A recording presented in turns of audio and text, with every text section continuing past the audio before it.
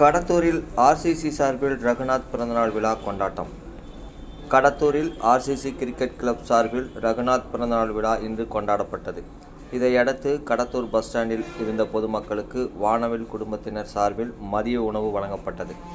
இந்த நிகழ்ச்சியில் ரவீந்திரன், பச்சியப்பன், ராஜ்குமார், சந்தோஷ், ரஹமத், குமார், மாதவன், வைரவேல், சஞ்சய், வெற்றி, கோகுல், பரத், வினோத், அப்பு, விக்கி உள்ளிட்ட ஆர்சிசி குடும்ப உறுப்பினர்கள் ஏராளமானோர் பங்கேற்று அப்பகுதியில் இருந்த பொதுமக்களுக்கு மதிய உணவு வழங்கினர்.